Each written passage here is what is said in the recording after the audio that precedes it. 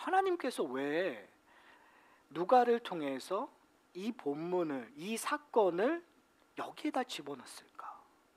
예수님의 30년 인생 중에서 딱 이 사건만 왜 집어넣으셨을까라는 질문을 하셔야 될 것 같아요.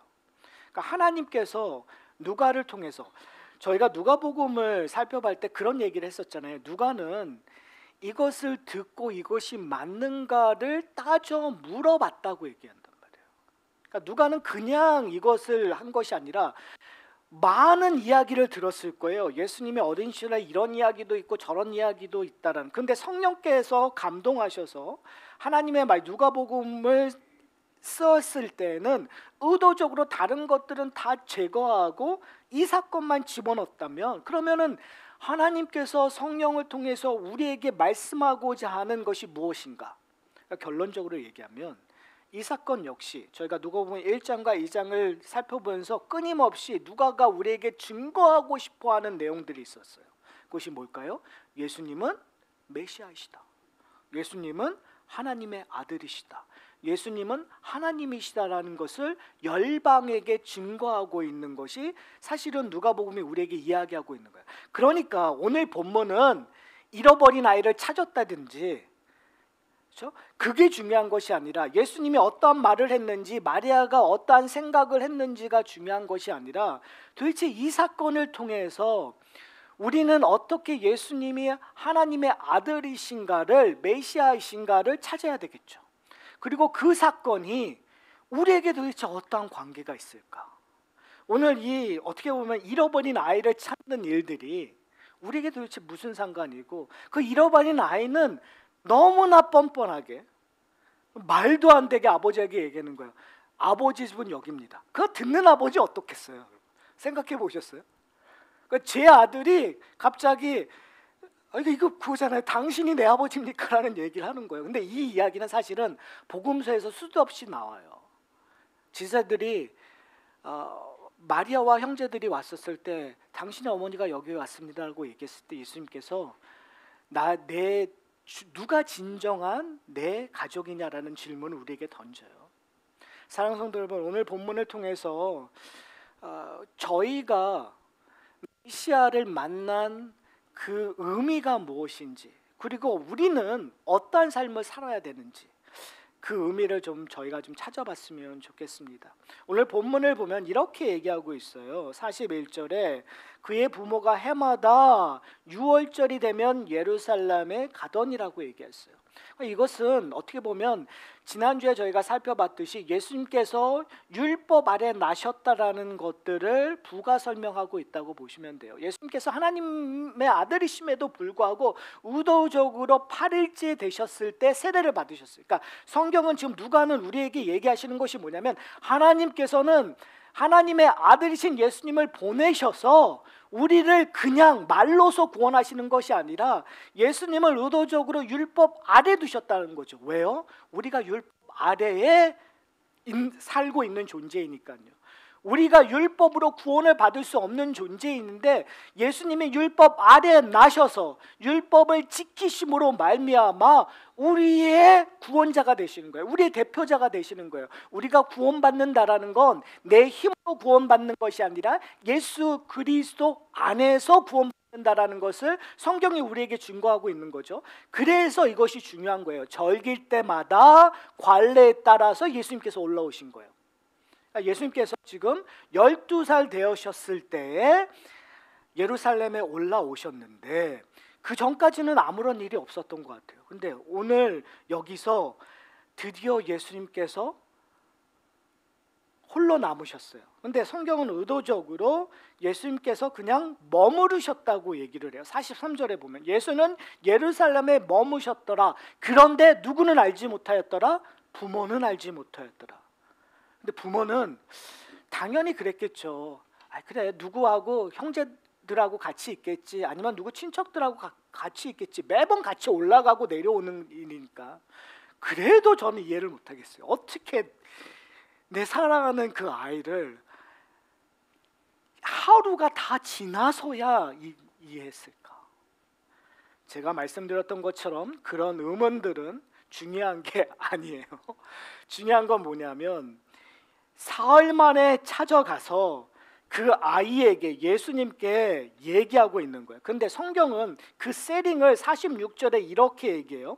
사흘 후에 성전에 만난즉 그가, 예수님이 선생들 중에 앉으사 그들에게 듣기도 하시며 묻기도 하시니 듣는 자가 다 그 지혜와 대답을 모하였다고요? 놀랍게 여기더라. 그리고 그의 부모가 보고 놀랬다고 얘기해요. 그러니까 다 놀래고 있는 거예요. 그러니까 성경은 의도적으로, 누가는 의도적으로 예수님의 지혜에 대해서 얘기하고 있는 거예요.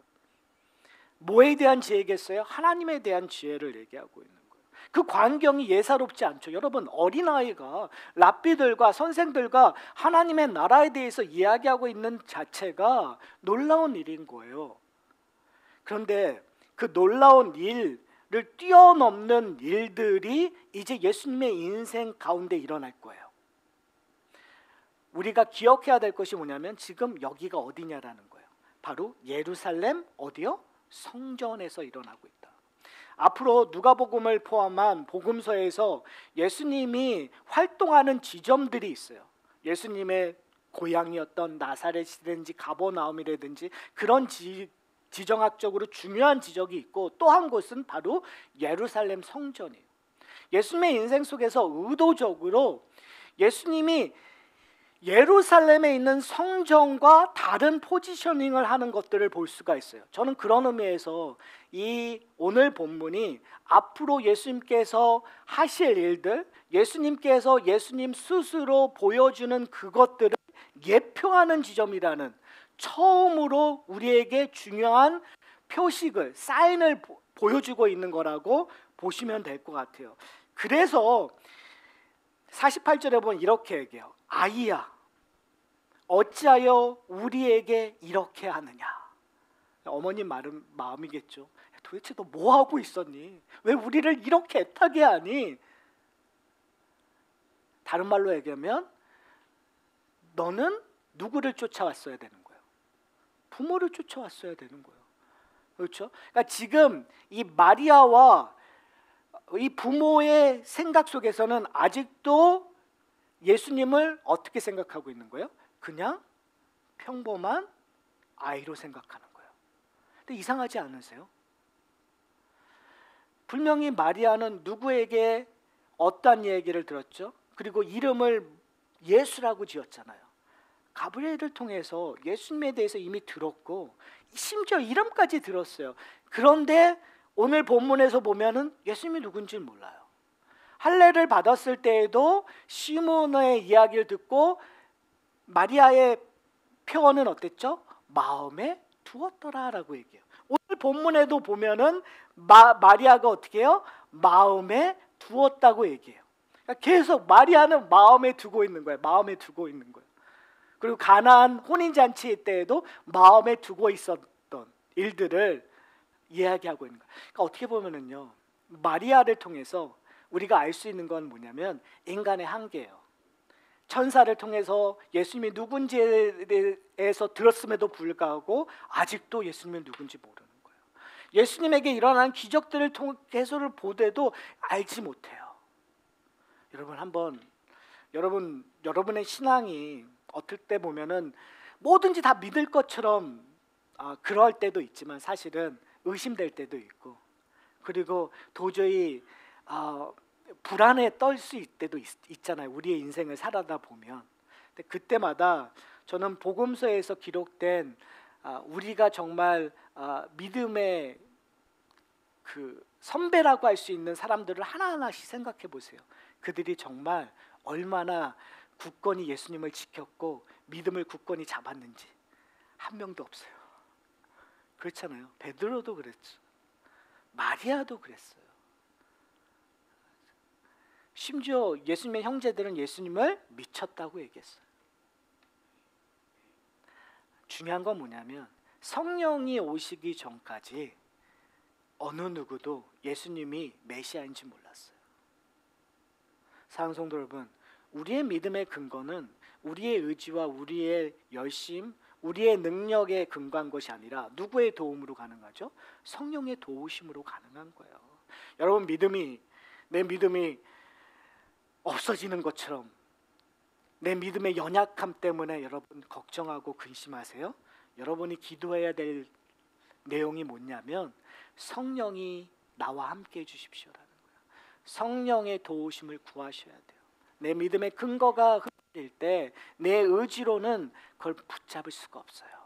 누구의 도움이 필요해요? 성령의 도움이 필요해요. 왜요? 마리아도 이랬어요. 그때 예수님께서 놀라운 말씀을 하세요. 이렇게 얘기해요. 49절이요. 어찌하여 나를 찾으셨나이까? 이게 어떻게 이런 얘기를 할 수 있을까요? 이게 듣는 부모의 입장에서는 참 좀 답답한 마음이겠죠. 그런데 그것보다 더 황당한 이야기를 해요. 내가 내 아버지 집에 있어야 될 줄 알지 못하셨나이까? 책망하는 것처럼 얘기하잖아요. 그러니까 어떻게 보면 마리아는 알았어야 돼요. 우리식으로 얘기하면 우리가 예수 그리스도로 말미암아 새로운 삶을 살고 있으면 우리가 알아야 돼요, 여러분. 사실은 우리가 예배드리는 자고 우리가 하나님의 자녀라고 하면 여러분 어떤 길을 갈아야 되는지 여러분 알아야 돼요. 성령께서는 우리에게 그러한 질문을 던지실 거예요. 여러분의 인생 속에서. 지금 너희가 가고 있는 길이 어떤 길인지 알지 못하느냐?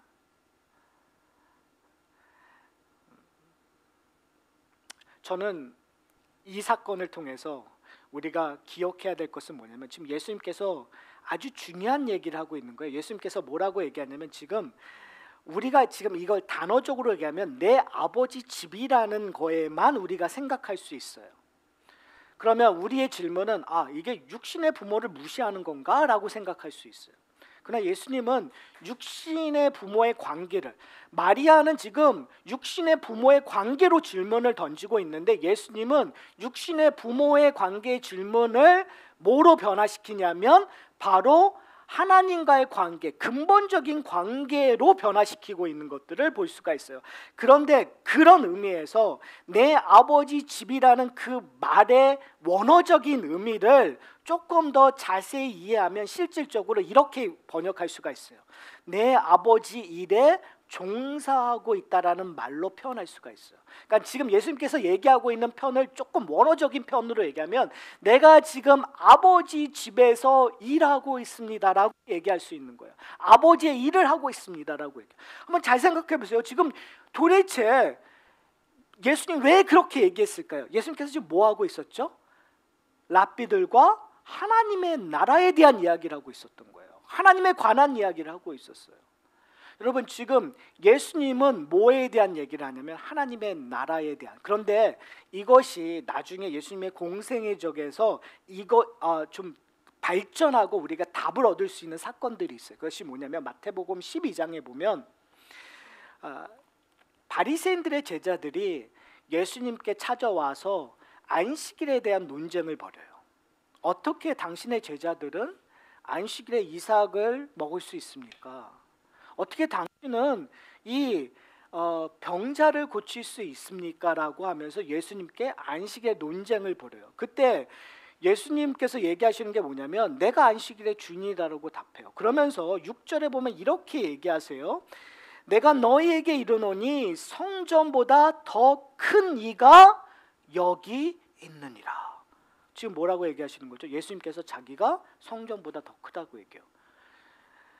바로 이 이야기를 하고 나서 바리새인들이 예수님을 죽이고자 했어요. 무슨 말이에요?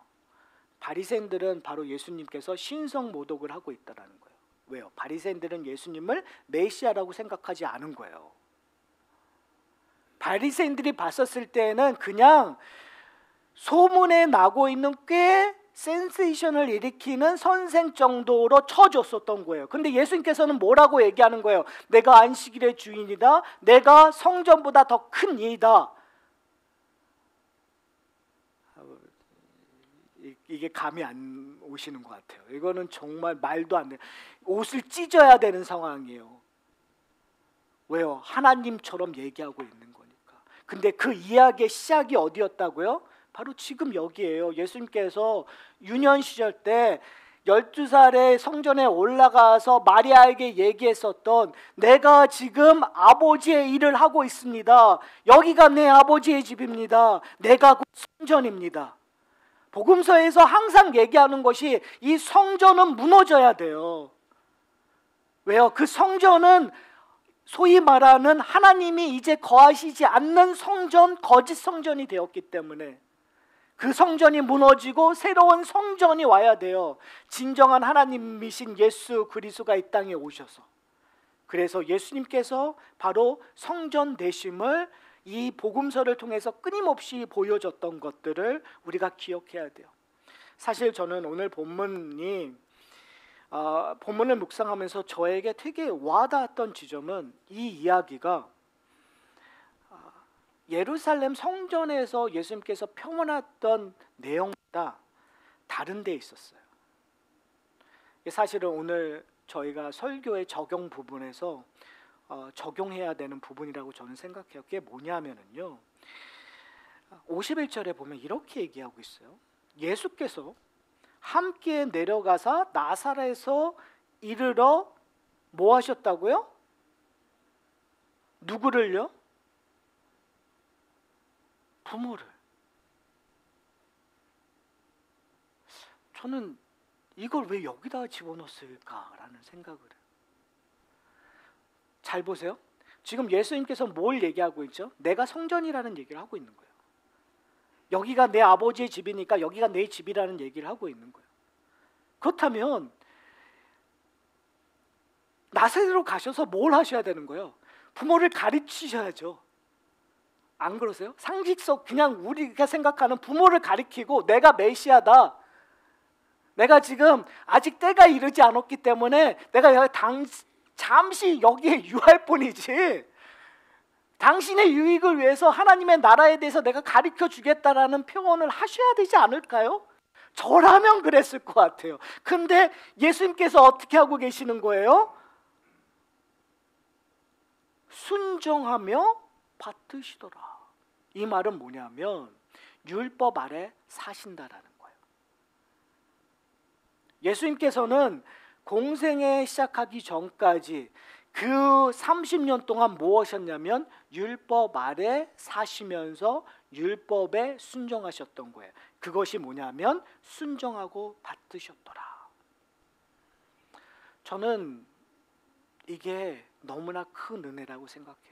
제가 설교하면서 매번 얘기했던 것이 뭐냐면 예수님께서 십자가에 달려 죽으시는 순종만 중요한 것이 아니라 이 땅에 오셔서 율법 아래에서 그 율법을 완성하시는 순종 또한 너무너무 중요한 거예요. 왜요? 바로 그 순종 때문에 우리가 의롭게 될 수 있는 근거가 되기 때문에 그래요.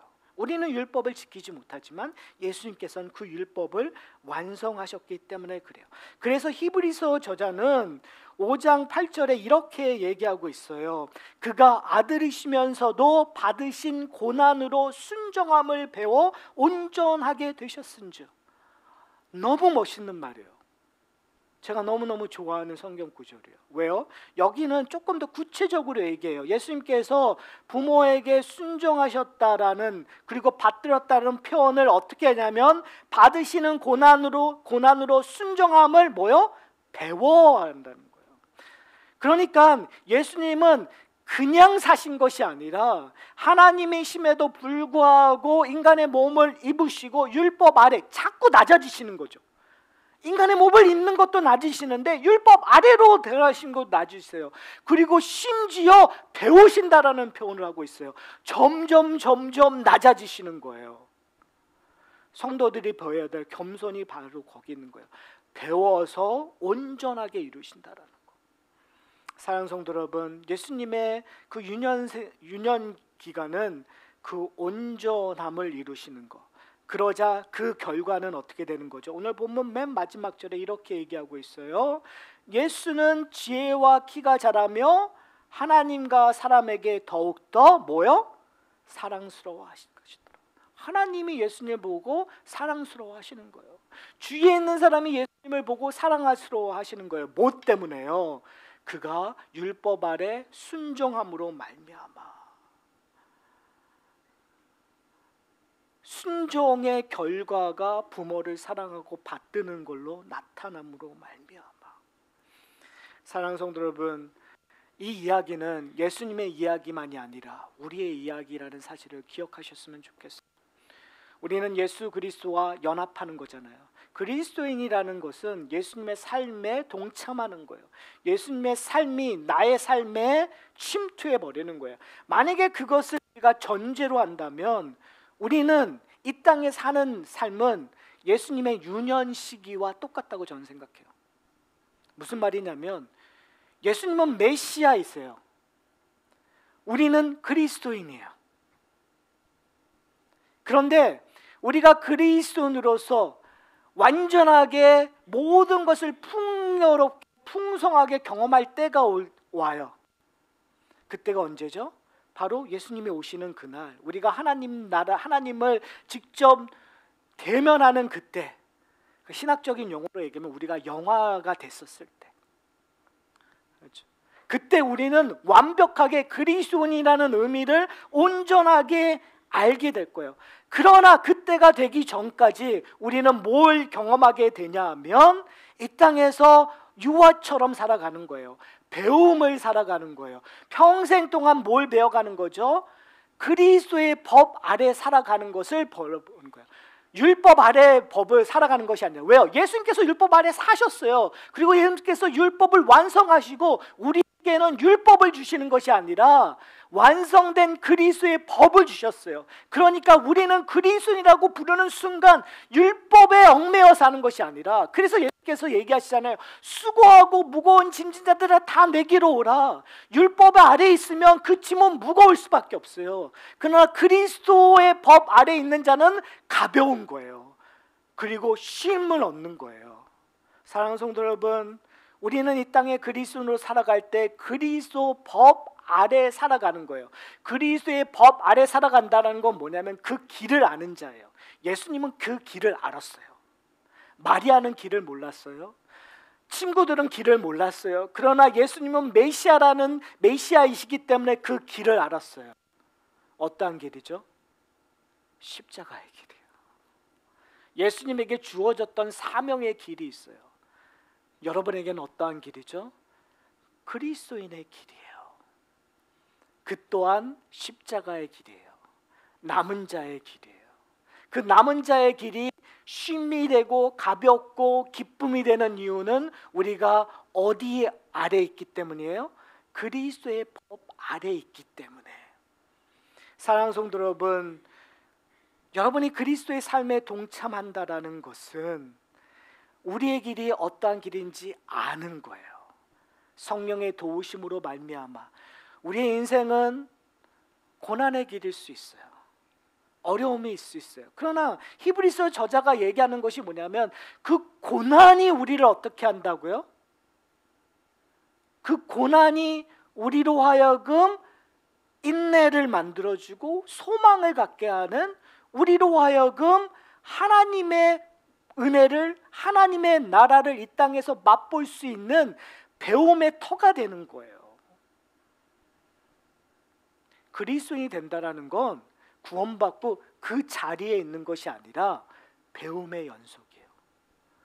배움은, 그리스도인이 된다라는 건 내가 20대 배우는 것이 아니라, 그리스도인이 된다라는 건 내가 신앙생활을 40년을 하든 50년을 하든 60년을 하든 내가 하나님을 만나기 전까지 배움을 그치시면 안 돼요. 무슨 말씀인지 아세요? 우리에게 축복은 그리스도의 배움을 놓치지 않는 것이 축복이에요. 사도 바울이 얘기하잖아요. 더 이상 어린아이와 같이 이유식을 먹지 말고 너희가 성장해야 된다는 거예요. 그러니까 사랑하는 성도 여러분, 그 성장하는 것은 결국은 뭐에 있다고요? 순종함에 있는 거예요. 그리스도의 법에 순종하는 것. 실패하셔도 돼요. 그러나 하나님께서 우리에게 약속하고 있는 것은 그 실패를 통해서 우리를 깨달음을 주시고 우리를 좀 더 하나님이 기뻐하시는 자로 만들어 가시겠다라는 거예요. 저는 이 이 말씀이 너무너무 좋아요. 우리를 만들어 가시는데 그 만들어 가시는 표현들을 하나님이 사랑스러워 하신다라는 표현. 결과가 뭐냐면 하나님의 사랑스러움을 우리의 삶 속에서 느끼는 것이 축복이에요, 여러분. 근데 하나님의 사랑스러움을 하나님이 누구를 통해서 우리에게 표현되냐면 사람들을 통해서, 우리의 공동체를 통해서, 우리의 가족을 통해서 그 사랑스러움들을 표현해 주고 있다고 얘기한다. 사랑하는 성도 여러분, 성도는 이 땅에서 끊임없이 우리가 홀로 남았을 때 하나님으로부터 사랑을 공급받음으로 말미암아 이겨내는 삶들이에요. 성도들은 사실은 우리가 할 수 있는 유일한 유로는 하나님의 사랑을 각자에게 표현하는 일이겠죠. 이제 설교를 마치려고 합니다. 여러분은 이 땅에서 유년기처럼 살아갈 수, 이게 다른 말로 얘기하면 여러분 너무 어른처럼 행동하지 않으셨으면 좋겠습니다. 이거를 조금 더 극단적으로 얘기하면 하나님을 떠나서 사는 바리새인들처럼 행동하지 않으셨으면 좋겠어요. 유년기의 사람들은 괜찮아요. 배움이라는 것들이 즐거움이 될 수 있는 시기라고 저는 생각합니다. 그런 의미에서 여러분, 그리스도인으로서 예수 그리스도를 만나기 전까지의 키워드는 성장이며 순종의 훈련이라고 저는 생각합니다. 고난으로 순종함으로 배워가는 일들, 이것이 우리가 예수님을 만나기 전까지 끊임없이 해야 되는 것. 그렇기 때문에 우리의 삶은 어떻게 보면 천국을 향한 배움의 시간일 수밖에 없어요. 이 말이 좀 어려울 수 있겠어요. 그러나 그것은 어려운 것이 아니라 아주 간단히 얘기하면 그냥 그게 우리의 삶이에요. 근데 우리의 삶을 규정하는데 하나님께서 우리에게 얘기하는 거예요. 너는 지금 천국의 삶을 살고 있다. 근데 우리는 어떻게 하는 거죠? 그거를 마리아처럼 사람들처럼 잘 보고 있는 거예요. 근데 성령께서 우리에게 깨달음을 주시는 거예요. 아, 지금 이 순간이 내가 천국의 삶이다. 그러면 우리 가운데 뭐가 생기는 거죠? 갈등이 생기는 거예요. 여러분, 왜 갈등이 생기죠? 알고 있는 것과 내 삶이 이루어지지 않을 때 여러분 갈등 안 생기세요? 근데 그 갈등을 이겨가는 것들이 성령의 도우심으로 훈련받는 일들이에요. 저는 하사나 공동체 안에 이런 일들이 풍성히 일어났으면 좋겠어요. 여러분, 내가 지금 하나님의 원하시는 일들, 내 모습이 아닌 것을 이상히 여기지 않으셨으면 좋겠어요. 왜요? 우리가 그것이 훈련이니까요. 그것이 배움의 터니까요. 그래서 서로에게 격려하는, 서로를 비판하거나 정죄하는 것이 아니라 우리 같이 훈련해, 같이 열심히 일들을 나누고 서로 사랑으로 대하는 저와 여러분이 되시기를 소원합니다.